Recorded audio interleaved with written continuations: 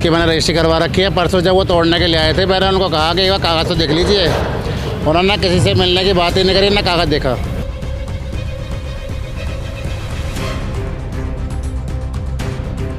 DDA जिस time उस आदमी के कब्जा होता है, वो अपना उसमें कोई मकान या कोई भी बनाता है, उस टाइम डीडीए कहाँ जाती है? डीडीए का भी आप ही हो पहले, तो ये गलत बात है अभी तक।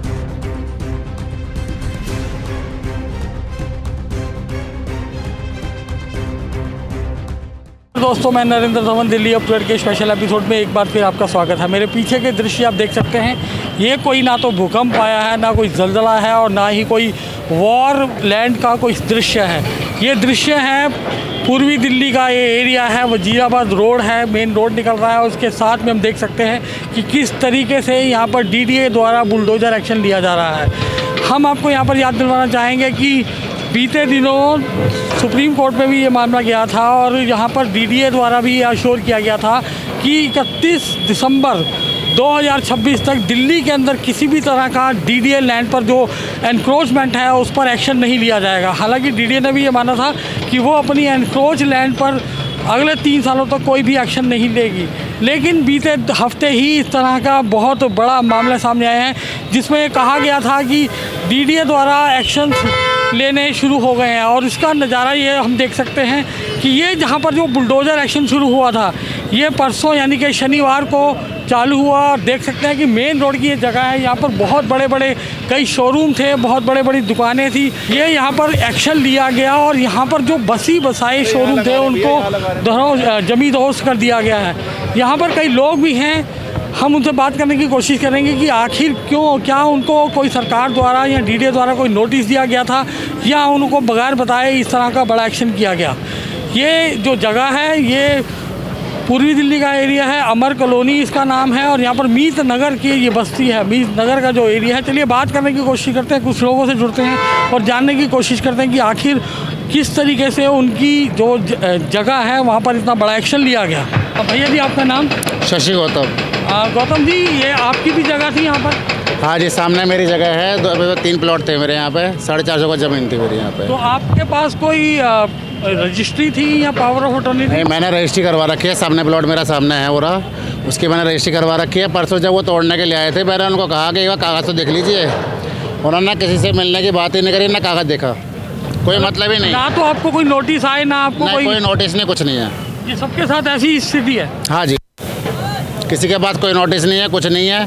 अभी हुंडई वालों ने परसों ही 1.25 करोड़ रुपए टैक्स जमा करा। अब टैक्स किस बात का ले रहे हैं फिर? ये बात वही आती है कि जब ये शोरूम बनते हैं या बस्ती बस्ती है, उस टाइम कोई नहीं आता। आपने हमें ये भी बताया गया है कि लोगों ने अपने कन्वर्जन भी जमा करवाया एमसीडी को, लोगों के मीटर लगे हुए हैं, बड़े बड़े शोरूम बने हुए हैं, बावजूद उसके भी बसने के बाद ही एक्शन लिया जाता है। हाँ जी, मीटर भी लगे हुए हैं, उसके बाद भी एक्शन लिया। कोई नोटिस नहीं, कुछ नहीं है, कोई बात नहीं। और सुबह 9 बजे करीब, सुबह 9 बजे आए हैं परसों, और आते ही सीधा एंट्री मार दी है। फ़ोन गया घर पे कि ऐसे से बात है भैया, वो आए हुए हैं। पड़ोसियों ने बताया ऐसे से बात। हमने आके उन्होंने रजिस्ट्री लेके आया, मैंने उनको बात कर रहा हूँ, दिखा रहा हूँ, मैसेज भी आई, दोनों दिखा रहे हैं, पर बंदा देखने को तैयार ही नहीं है। अफसर कोई भी सीधे मुँह बात करने के तैयार नहीं, बाहर निकल जाओ बस। 2026 तक कोई वो नहीं होगा, पर ये आपके सामने है। देखिए जी, बता रहा, उनको बोली भी हमने, बात भी करी उनसे, मगर ये तो 2026 तक कुछ नहीं होना। कि नहीं जी, हमें ऊपर से ऑर्डर हैं, कि एलजी ने ऊपर से ऑर्डर किए हुए हैं और हमें ये तोड़ना है। जब वो जिस दिन यहाँ पर वो आए थे, तो मैंने बोला मैं कहीं कागज़ देख लीजिए, कि सीधा आप कोर्ट जाओ जी। मैं जी कोर्ट कहाँ से जाऊँगा, सैटरडे और संडे है, तो छुट्टी के दिन है। कह जी मंडे में जाना। मैं मंडे में तो मेरा बुरा हाल कर देना इसको, प्रॉपर्टी को, मैं तो पागल हो जाऊँगा यहाँ पर। कह जी कोर्ट में जाओ, कोर्ट से नोटिस लिया आओ, स्टे लिया आओ, जब हम रोक देंगे, उससे पहले हम नहीं रोकेंगे। हमारे पास ऐसा कुछ नहीं है, कोर्ट से नोटिस लेकर आइए। हाँ जी, मेरे मकान के पीछे बराबर भी है, पीछे ही है मेरे। तो मेरे ये तोड़ रहे थे, मेरा मकान तो हिल रहा सारा। तो आपको भी नोटिस वगैरह आया कोई? नहीं, हमारा नोटिस नहीं आया ना। आपका भी मकान तोड़ा? ना, मेरे पीछे है, मेरे हिल रहा, लेकिन मकान जैसे ये तोड़ते हैं ना पीछे से, तो सारा हिल जाता है। इसी बीच में हमारे साथ कुछ और लोग जुड़े हैं, चलिए बात करते हैं उनसे। सर, आपका नाम? मेरा नाम सुमंत मलिक है। आप आरडब्ल्यू के प्रेसिडेंट हैं? मैं आरडब्ल्यू का प्रेसिडेंट हूँ, यहाँ का कोर कमेटी का भी प्रेसिडेंट हूँ। सर, जो इतना बड़ा एक्शन लिया जा रहा है डीडीए के द्वारा, क्या कहेंगे? देखो, पहली बात तो एक मान लिया कोई डीडीए की जगह है और वो अवैध किसी ने कब्जा कर रखा है, तो छुटवा दिलाना चाहिए, ये बात तो सही है। लेकिन एक बात बताओ मुझे, आप 50 साल से कोई आदमी रह रहा है और आपने ये ज़मीन बेच दी, इस आदमी ने ख़रीद ली, और ये आदमी मेरे उसमें कंस्ट्रक्शन कर रहा है, कोई मकान बन रहा है, उस टाइम क्यों नहीं रोका? उस टाइम डीडीए कहाँ थी? उस टाइम नहीं बनना देना चाहिए। मेरा मतलब कहने का है कि अगर कोई प्रॉपर्टी गवर्नमेंट की है और उसे कोई भी आदमी घेरता है तो वो उस टाइम सुनो मेरी सुनो पूरी। कोई भी अगर गवर्नमेंट की लैंड है और उस पर कोई भी एक प्राइवेट आदमी कंस्ट्रक्शन करता है तो उस टाइम पुलिस और प्रशासन कहाँ जाता है? क्यों बनाने दे रहे हो उसे? वही बात हम कह रहे हैं। उसकी रजिस्ट्रियाँ हो जाती हैं, बिजली के मीटर लग जाते हैं, पानी कन्वर्जन का एमसीडी कन्वर्जन लेती है, टैक्स लेती है। अच्छा, दूसरी बात, क्या आप ये बता सकते हो कि जितना बड़ा ये एरिया है इसका कंस्ट्रक्शन एक दिन में हो गया होगा? कोई 1 साल में, कोई 2 साल में, कोई 4 साल में, कोई 10 साल में? उस टाइम डीडीए कहाँ थी? भाई अपनी प्रॉपर्टी है, एक बोर्ड लगाते भाई मैं, ये हमारे प्रॉपर्टी है, यहाँ का यहाँ कंस्ट्रक्शन और है। डीडीए ने भी कहा था कि अगले 3 साल यानी कि 31/12/2026 तक डीडीए की लैंड पर जितने भी अनऑथराइज कंस्ट्रक्शन है उस पर वो एक्शन 31/12/2026 तक नहीं करेगी। तो आखिर क्या वजह हो गई कि इसने जल्द नोटिस पर एकाएक डीडीए को एक्शन करना पड़ा? देखो, बात वही आवे है, हर आदमी है, जब एक ज़मीन है उस ज़मीन पे पुलिस वाले या एमसीडी वाले या कोई दूसरा विभाग पैसे लेकर कंस्ट्रक्शन करवा देती है तो आदमी के मन में ये आ जाती है कि जब हम एक बार पैसा दे के और इसको बना सकते हैं तो हम इसे रोक भी सकते हैं। लेकिन ये मेरा एक मेन सवाल है, आपका दूसरा है। मेरा एक मेन सवाल है, मैं सबसे पूछना चाहूँ, प्रशासन से पूछना चाहूँ कि डीडीए जिस टाइम उस आदमी के कब्जा होता है, वो अपना उसमें कोई मकान या कोई भी बनाता है, उस टाइम डीडीए कहाँ जाती है? सारे डीडी की जगह उसी जब वो शुरू करे जब भी क्यों नहीं तोड़ते? जब हमने वो बनवा रहे थे, जब एमसीडी वाले पैसे ले गए और डेमोनेशन का चार्ज बना विद डेमोनेशन का चार्ज विद पर्ची समेत मेरे पास रखा हुआ है। बोलना आप भी रुको, हाँ रुको 1 मिनट। आज तो सब कह रहे हैं ये जितना प्रशासन आ रहा है कि डीडीए का है, क्यों भाई? एमसीडी वाले जब यहाँ कंस्ट्रक्शन होते हैं एमसीडी क्यों पैसे लेके जाते थे? जब से 50 साल हो गया मैं, बताओ ना मुझे, क्यों पैसे लेके जाती थी? और पुलिस वालों की बगैर उपस्थिति के या उनकी जानकारी के बिना ये एरिया में किसी भी एरिया में कंस्ट्रक्शन नहीं हो सकता।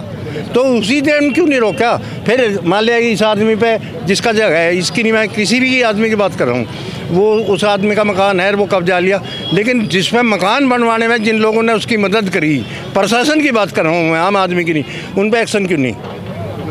जिस टाइम ये यहाँ पुलिस थी, जिस टाइम यहाँ एमसीडी वाले आदमी थे, ये मकान बना रहे थे और यहाँ डीडीए वाले थे, उन पर एक्शन क्यों नहीं? उन पर भी एक्शन होना चाहिए। तो हमारा तो यही कहना है कि देखो, जितनी जगह है गवर्नमेंट के लेनी चाहिए, अच्छी बात है, लेकिन अगर वो शुरू में ही ले ली जाए और उसमें ये एक बोर्ड लगाया जाए कि भाई इसको तो छेड़ नहीं सकता, कोई छेड़ता है तो उसको उसकी सज़ा मिलनी चाहिए। लेकिन जब वो रह रहा है, बना लिया है और उसे 50 साल हो लिए रहते हुए और फिर तोड़ रहे हो, ये कौन सा है? पूरी कॉलोनी बसी हुई है, सब डीडीए की है। ये पूरी कॉलोनी जो बसी हुई है हमारे बाबू के नाम पे, जिनकी है तोड़ रहे हैं, पूरी तोड़ोगे आप? तो अभी इतना बड़ा एक्शन हो रहा है, क्या गलत हो रहा है ना? कोई पॉलिटिशियन आया, कोई और लोग आए? नहीं, पॉलिटिशियन वाले तो सब अपने हाथ सेक रहे हैं, कोई नहीं आ रहा, कोई अपने हाथ सेक रहे हैं। ये 8W का देखो, सुमन मलिक, मीतनगर, मैं गोकुलपुर से 8W का अध्यक्ष हूँ यहाँ से। मैं 8W का भी आप ही हो पहले, तो ये गलत बात है। कोई कहने वाला सुनने वाला कोई नहीं है। मकान तोड़ दिया, मैं फिर अपनी बात दोहराता हूँ, मकान तोड़ दिया, कोई दिक्कत नहीं, बनने क्यों दिया था? शुरू में हम बताओ क्यों बनने दिया था? अगर किसी ने पैसे लेकर ये बना दिया, अब डीडीए तो मेरे ख्याल में किसी से पैसे लेती नहीं, लेकिन एमसीडी ने क्यों ले लिए? भाई जगह आपकी है, पैसे ये ले रहा है, ये क्या कहानी है भाई? सर यही डीडीए की छोड़ी, डीडीए सारी है सामने, आगे पीछे डीडीए की सारी जगह है। तो यानी कि जो तमाम तरह की बातें निकल कर आ रही हैं और जो मुद्दा है और जो लोगों का भी कहना है कि आखिर ये माना कि जो एक्शन डीडीए द्वारा लिया जा रहा है वो सही है, लेकिन इस एक्शन के पीछे जो गाज गिर रही है वो आम आदमी पे गिर रही है, वो उस व्यक्ति पे गिर रही है जिसने वो जगह ली। लेकिन उसके पीछे भी कई एजेंसियां हैं। आखिर जब ये यहाँ पर कंस्ट्रक्शन हो रही थी, वह उस वक्त डीडीए के अधिकारी कहाँ थे, एमसीडी वाले कहाँ थे जो यहाँ से आकर कंस्ट्रक्शन के नाम पर पैसे ले रहे थे? या जब उन्होंने लैंड यूज़ किया, लैंड यूज़ पर भी उन्होंने चार्जेस लिए, अपनी फ़ीस ली, बावजूद इसके भी सब कुछ मिली भगत से हो रहा है, तो ऐसे में उन एजेंसियों पे जांच क्यों नहीं होती, आखिर उन्हें भी कटघरे में खड़ा क्यों नहीं किया जाता। ये तमाम बातें हैं जो एक आम आदमी के, व्यक्ति के, जो हमें आम इंसान के जहन में उपजती हैं कि आखिर इसकी मार इन लोगों पे क्यों पड़ती है। एक और बड़ा जो मुद्दा है, जो बहुत बड़ी बात निकल कर आती है, वो ये है कि इन शोरूम या इन दुकानों में या इन जगहों पर जो वर्कशॉप थी यहाँ पर, वो खाली वर्कशॉप ही नहीं थी, वहाँ पर हज़ारों लोग काम कर रहे थे। आखिर उन लोगों के रोजी रोटी पर भी एक बहुत बड़ा प्रश्न चिन्ह खड़ा हो गया।